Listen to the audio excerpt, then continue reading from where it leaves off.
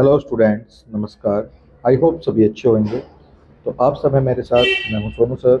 तो आप सबके साथ हम स्टार्ट करने वाले हैं आज साइंस का क्लास 10th के लिए सैम्पल पेपर।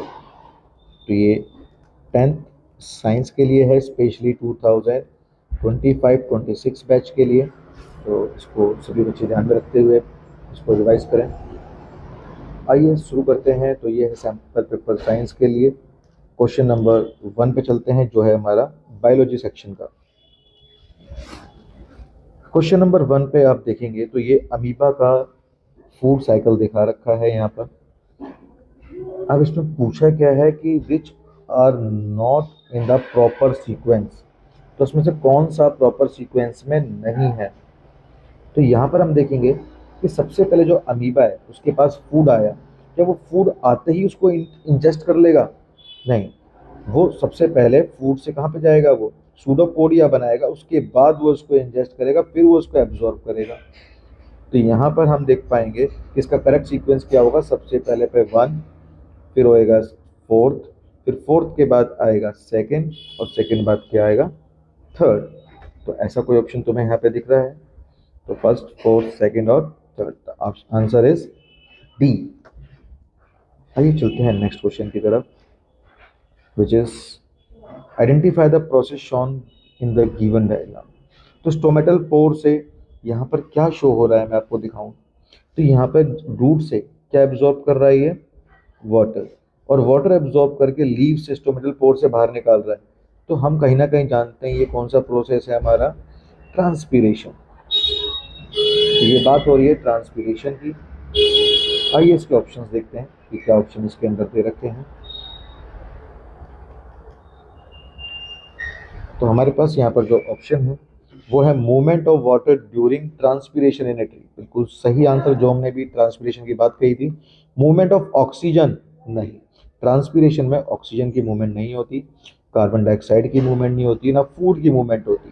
तो ये सारे ऑप्शन गलत हैं, option is A. Question number 3 को देखेंगे। यहाँ पर क्या बोल रहा है, excessive exposure to human UV rays. तो यूवी रेज से क्या होता है, डैमेज टू इम्यून सिस्टम। क्या हमारा इम्यून सिस्टम उससे खराब हो जाता है? डैमेज टू आवर लंग्स, हमारे लंग्स खराब हो जाते हैं, स्किन कैंसर हो जाता है, या पेप्टिक अल्सर हो जाता है। तो यहाँ पर हम देखेंगे भैया कि यहाँ पे हमारा इम्यून सिस्टम वीक होता है, ये बात बिल्कुल सही है। और हमारी स्किन पर गिरने के बाद स्किन में पेनिट्रेट कर जाते हैं और स्किन कैंसर हो सकता है। लेकिन हमारे लंग्स को नहीं होता, क्योंकि यूवी रेज हम सूंघते नहीं हैं। और पेप्टिक अल्सर हम खा नहीं रहे हैं यूवी रेज को, जो हमारी आंतों में जाके वो छाले कर देगा। तो पेप्टिक अल्सर का मतलब है हमारी इंटेस्टाइन्स के अंदर छाले हो जाना, और लंग्स मतलब होता है किसी एयर की वजह से। तो ये दोनों ऑप्शन गलत हैं, so answer is C. Let's see towards the question number 4. Tropism is growth of movement of a plant part in response to external stimulus. भाई कहीं पर धूप आ रही है तो धूप की तरफ प्लांट ग्रो कर जाता है, कहीं पर नीचे वाटर की तरफ रूट्स ग्रो कर रही हैं। तो सन की तरफ जब ट्रेवल कर रहा है तो फोटोट्रॉपिज्म, और पानी की तरफ नीचे बढ़ रहा है तो वो हाइड्रोट्रॉपिज्म, जियोट्रॉपिज्म, ये हमारे ट्रॉपिज्म होते हैं। तो हम यहाँ पर देखेंगे कि जो ट्रॉपिज्म का करेक्ट और इनकरेक्ट कौन सा है। ठीक है, तो यहाँ पर बात करिए कौन सी, इनकरेक्ट की। तो वाटर थीगोमोटो थिग्मोट्रोपिज्म, थिग्मो तो हमने कभी पढ़ा नहीं है। केमिकल कैमोट्रोपिज्म होता है, ये बात तो सही है। लाइट के लिए हाइड्रोट्रोपिज्म होता है, ये बात बिल्कुल गलत है। ग्रेविटी के लिए जियोट्रोपिज्म, ये बात सही है। तो ये थिग्मोट्रोपिज्म ये गलत है, और थर्ड ऑप्शन इसमें गलत है। तो फर्स्ट और थर्ड इसके अंदर गलत है। हमारा जो सही ऑप्शन है इसके अंदर वो सेकंड और फोर्थ थे। तो फर्स्ट और थर्ड इसमें हमें गलत बताना है। तो गलत वाले आंसर हो गए हमारे फर्स्ट सेकंड, गलत वाले आंसर जो है इसके अंदर वो हमारा, एक सेकेंड, फोर्थ का फर्स्ट एंड थर्ड। तो फर्स्ट एंड थर्ड हमारा बी ऑप्शन है, तो B will be our right answer. Let's move toward the question number 5। Question number 5 जो है ये हमारा क्वेश्चन किससे है, ये क्वेश्चन है हमारे पास, ये क्वेश्चन है हमारे पास मेंडल एक्सपेरिमेंट से। तो मेंडल एक्सपेरिमेंट हमारे लिए एक इम्पोर्टेंट टॉपिक रहा है हमेशा। आइए करते हैं मेंडल एक्सपेरिमेंट के क्वेश्चन को। तो मेंडल ने गार्डन पीक प्लांट लिया हाइब्रिडाइजेशन शो करने के लिए, एक्सपेरिमेंट्स के लिए।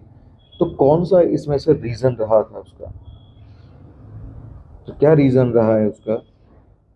P plant have short life cycle and easy to maintain. बिल्कुल सही बात। अगर लॉन्ग साइकिल होगा तो बहुत टाइम लग जाएगा और रिजल्ट भी अच्छे नहीं आएंगे। तो शॉर्ट साइकिल है, बिल्कुल सही बात है। सेकेंड बात, pea plant are cross pollinate plant. तो क्रॉस पॉलिनेटिंग होती है, तो ये भी बहुत अच्छी बात है। क्रॉस पॉलिनेशन ही करके हमने इसके अंदर ऑब्जर्वेशन देखे थे। The flowers of pea plant are unisexual. गलत बात। इसके जो फ्लावर्स होते हैं वो क्या होते हैं? बाइसेक्सुअल होते हैं। P plants have distinct easy observation contrasting traits. तो ये बात बिल्कुल सही है। इसमें इजीली दिखने वाले कई तरह के उभरने वाले ट्रेट्स होते हैं, गुण होते हैं। तो फर्स्ट सेकंड और फोर्थ आंसर हमारा ए के अंदर, तो आंसर हमारा ए हुआ। Next question is which of the following group contain only biodegradable items. तो इसमें से कौन से बायोडिग्रेडेबल है? देखो, बायोडिग्रेडेबल के अंदर हम देखेंगे न्यूज़पेपर बायोडिग्रेडेबल है। पेस्टिसाइड्स, पेस्टिसाइड जो है हमारा वो कहीं ना कहीं बायोडिग्रेडेबल नहीं है। और क्लोथ्स बायोडिग्रेडेबल हैं, कपड़े सड़ जाते हैं, गल जाते हैं। नेक्स्ट इज न्यूज़पेपर, लेदर और यूज्ड क्लोथ, ये तीनों बायोडिग्रेडेबल होते हैं, तो आंसर विल बी और बी। अब बाकी क्यों नहीं है? डिटर्जेंट बायोडिग्रेडेबल नहीं है, बुक्स, डिटर्जेंट और पेस्टिसाइड ये दोनों यहाँ पर बायोडिग्रेडेबल नहीं है। सो ये दोनों गलत हुए इसी वजह से। आइए चलते हैं नेक्स्ट क्वेश्चन की तरफ। Question number 7।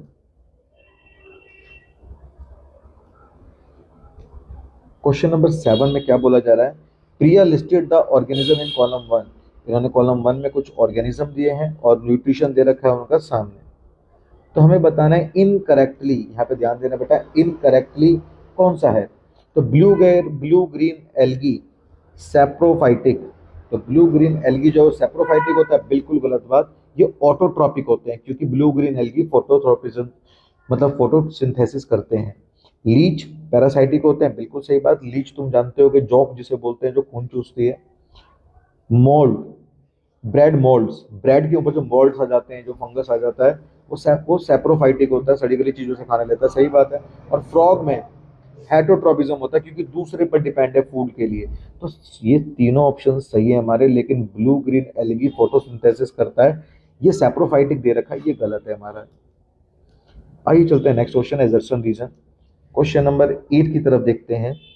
All protein in our food are digested in small intestine only. भाई हमारे जो जितने भी प्रोटीन्स है ना, उनका डाइजेशन स्टार्ट होता है कहाँ पर? इस फूड इंटेस्टाइन के अंदर। बिल्कुल गलत बात है, क्योंकि हम जानते हैं कि जो हमारा स्टमक है, स्टमक के अंदर एक एंजाइम निकलता है जिसका नाम है पेप्सिन। और पेप्सिन मतलब पीसिन, पीसिन मतलब मैंने ट्रिक बना रखी है, पीसिन मतलब प्रोटीन सिंथेसिस। ये प्रोटीन को सिंथेसाइज करता है, इसका मतलब प्रोटीन स्टमक से डाइजेस्ट होना चालू हो जाता है। तो एजर्शन हमारा गलत हुआ, एजर्शन गलत है, तो उसका answer will B D. Let's see towards the question number 9। तो क्वेश्चन नंबर 9 क्या बोल रहा है यहाँ पर देखते हैं। Maximum energy is always available at the lowest level in the ecological pyramid. तो मैक्सिमम जो एनर्जी होती है वो लोएस्ट लेवल पर होती है, सबसे ज़्यादा। ये बात बिल्कुल सही है। देखो हमारे पास जो पिरामिड होता है, इसके अंदर सबसे नीचे प्रोड्यूसर होते हैं, फिर प्राइमरी कंज्यूमर, सेकेंडरी कंज्यूमर, और सबसे ऊपर होते हैं टर्शरी कंज्यूमर। तो सबसे ज़्यादा एनर्जी प्रोड्यूसर के पास होती है, ये स्टेटमेंट बोली है एजर्शन के अंदर। तो ये बात बिल्कुल सही है। In the ecological pyramid energy flows only in one direction from higher level to lower level. ये बात गलत है। एनर्जी जो है वो लोअर लेवल टू हायर जाती है, मतलब कि प्रोड्यूसर से 10% एनर्जी जाएगी प्राइमरी कंज्यूमर के अंदर, फिर सेकेंडरी कंज्यूमर के अंदर, और फिर टर्शरी कंज्यूमर में। कभी उल्टी एनर्जी चलती है क्या? ये गलत बात हो गई इसके अंदर, और ये गलत है, तो इसका मतलब रीजन गलत है, तो answer will be C. I hope सबको ये पार्ट समझ में आए होंगे। अब चलते हैं हम क्वेश्चन नंबर 9 के बाद क्वेश्चन नंबर 17 की तरफ, which is a chemistry section. तो केमिस्ट्री सेक्शन के अंदर हम करते हैं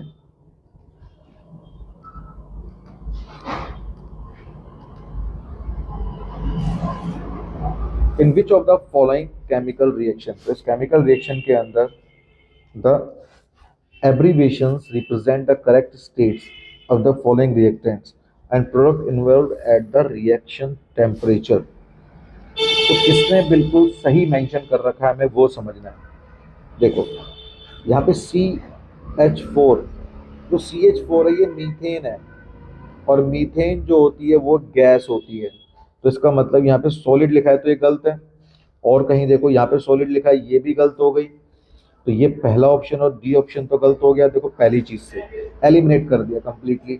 अब हम ए और डी को नहीं, सी और बी और सी को देखेंगे। बी को देखते हैं पहले।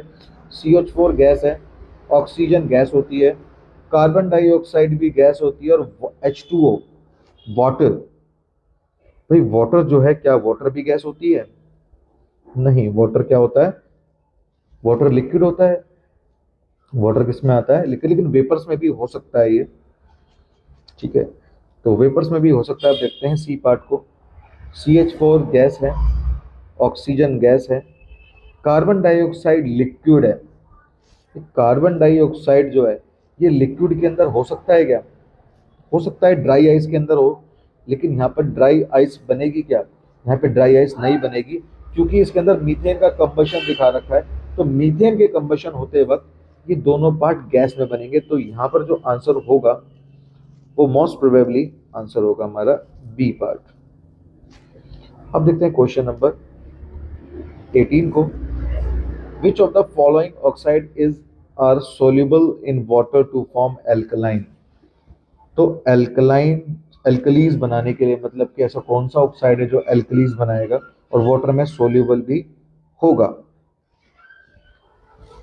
तो Na2O, Na2O जो है ये वाटर के साथ बनाएगा NaOH, तो ये बिल्कुल एल्कली होता है, एल्कलाइन होता है। और SO2 कंपाउंड नहीं बनाता इसके साथ। और K2O जो सोडियम की प्रॉपर्टी होती है वही पोटेशियम की प्रॉपर्टी होती है। तो इन दोनों की प्रॉपर्टी सेम होंगी, और सेम प्रॉपर्टी होने की वजह से हमारा ऐसा एक ही ऑप्शन जिसमें फर्स्ट एंड थ्री है, जिस इज 1। तो यहाँ पे ये ट्रिक इसको करने की, सोडियम पोटेशियम की प्रॉपर्टी सेम होती है। Now look at the question number 19। और क्वेश्चन नंबर 19 जो है ये तुम्हारे पास अगर नॉलेज है पीएच पेपर की तो तुम आसानी से कर सकते हो। ए जो है उसकी वैल्यू 2 है, बी की 5 है, सी की 8 है और डी की 11 है। Which solution are in acidic in nature. हम जानते हैं जो 7 से नीचे की वैल्यू होती है वो सारी एसिडिक होती हैं, और 7 से जो ज़्यादा होती हैं वो सारी बेसिक होती हैं। So acidic will be A and B. तो ए एंड बी हमारा ऑप्शन है बी। तो ये बहुत ही ज़्यादा लेवल 1 का, मैं बोलूँ बिल्कुल ग्रास रूट लेवल का क्वेश्चन है, आराम से कर सकते हैं बच्चे इसको बहुत। अब चलते हैं क्वेश्चन नंबर 20 की तरफ। यहाँ पर एक डायग्राम है, और डायग्राम से हमें क्या पता चलता है देखते हैं। यहाँ पर डायग्राम में देखेंगे तो हमने जिंक लिया और कॉपर सल्फेट लिया है, और यहाँ पे हमने सिल्वर लिया है, कॉपर सल्फेट लिया है। अब यहाँ पर देखो कमी क्या है, जिंक जो है वो कॉपर से ज़्यादा रिएक्टिव है, तो यहाँ पर रिएक्शन होगी, यहाँ पर रिएक्शन होगी। लेकिन सिल्वर ने जब कॉपर सल्फेट के साथ रिएक्ट करा तो यहाँ पे कोई रिएक्शन नहीं हुई, और यहाँ पे जब कोई रिएक्शन नहीं हुई तो इससे हमें पता चला कि सबसे ज़्यादा रिएक्टिव इसमें कौन था? जिंक। और जिंक से कम रिएक्टिव कौन था यहाँ पर? जिंक से कम रिएक्टिव था यहाँ पर कॉपर, और कॉपर से कम रिएक्टिव कौन था यहाँ पर? सिल्वर। तो इस तरह का हमारे पास कोई ऑप्शन है तो हम उसको देख सकते हैं कि सबसे ज़्यादा रिएक्टिव जिंक, सबसे ज़्यादा रिएक्टिव जिंक, उससे कम कॉपर और सबसे कम सिल्वर। तो आंसर इज सी। ये बड़ा ही इजी क्वेश्चन था हमारे लिए। चलते हैं क्वेश्चन नंबर 21 की तरफ। क्वेश्चन नंबर 21 को देखते हैं।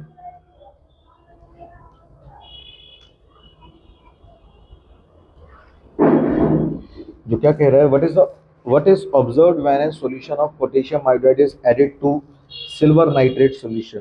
जब सिल्वर नाइट्रेट सॉल्यूशन के अंदर, देखो सिल्वर नाइट्रेट मतलब कि AgNO3, और जब AgNO3 को रिएक्ट करा देते हैं पोटेशियम आयोडाइड Ki के साथ, तो यहाँ पे डबल डिस्प्लेसमेंट रिएक्शन हो जाएगी, और डबल डिस्प्लेसमेंट होने के बाद इसमें येलो PPT बनेगा AgI का।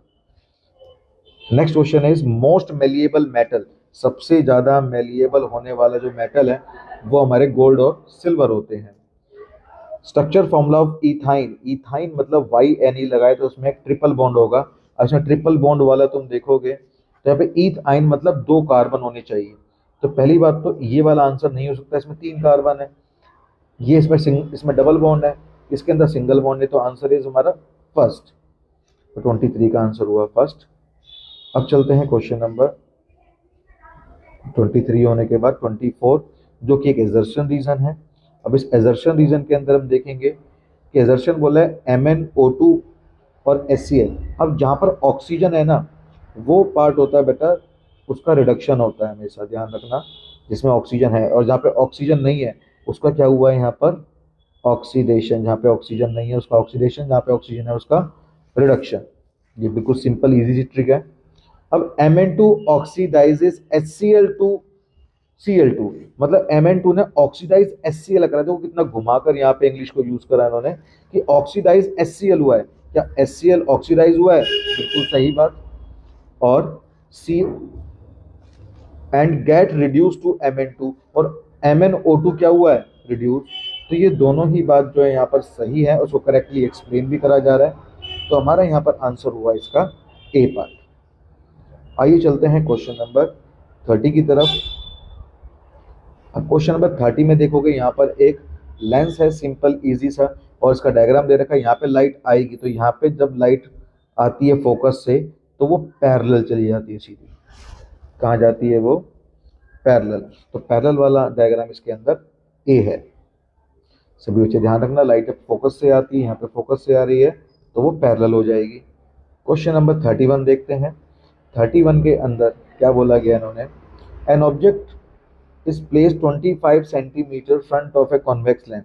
तो ये ऑब्जेक्ट है, इसका मतलब ये u is equals to -25 centimeter है। फोकल लेंथ है इस ऑब्जेक्ट की, कॉन्वेक्स लेंस, कॉन्वेक्स देखो, कॉन्वेक्स कॉन्वेक्स एक्स, एक्स को थोड़ा सा घुमाएंगे तो प्लस, तो फोकल लेंथ इसकी कितनी आएगी, +10 सेंटीमीटर। इसका इमेज का डिस्टेंस कहाँ पर होगा, तो हमारे पास u और f है, तो हम लगा देंगे 1/f is equals to 1/v, और ये लेंस है तो -1/u। और जब इस फॉर्मूले के अंदर हम रख के इसको सॉल्व करेंगे तो 1/10 is equals to 1/v minus 1/-25। तो ये माइनस माइनस प्लस हो जाएगा, इसको उधर ले जाओगे तो 1/v आ जाएगा, 1/10 और -1/25। इसको तुम सॉल्व करोगे तो v की वैल्यू यहाँ से निकल कर आएगी 16.66। तो आंसर विल बी 16.66। अब लास्ट जो हमारे पास बचा है यहाँ पर वो एक असर्शन रीजन है, और इस असर्शन रीजन को हम सॉल्व करते हैं, which is 32 question. When a pencil is partly immersed in water and held obliquely to surface, the pencil appears to be bent at the water. अगर एक ग्लास के अंदर पानी डाल रखा है, उसमें पेंसिल डालेंगे तो हमें जो एक्चुअलिटी में यहाँ पे दिखाई देगी ना पेंसिल, वो कुछ पेंसिल हमें कैसी दिखाई देगी, हमें पेंसिल ऐसी दिखाई देगी ऊपर से सीधी और यहाँ पे थोड़ी सी बैंड हो रखी, क्योंकि यहाँ पर क्या हो रहा है, यहाँ पर रिफ्रैक्शन हो रहा है। यहाँ पे कौन सा प्रोसेस हो रहा है इसके अंदर, रिफ्रैक्शन। तो इसका मतलब ए भी सही है और रीजन भी सही है, तो answer will be A. I hope सभी को समझ में आए होंगे क्वेश्चन। तो हमने इसके सारे क्वेश्चन को कवर करे हैं, और अगर फिर भी किसी बच्चे को कोई दिक्कत है तो वो बच्चे मुझे कमेंट कर सकते हैं। और सभी बच्चे इस वीडियो को जो देख रहे हैं उन्हें अच्छा लगा तो उसको लाइक करें, शेयर करें, कमेंट करें, सब्सक्राइब करें। थैंक यू, धन्यवाद। मिलते हैं नेक्स्ट वीडियो में।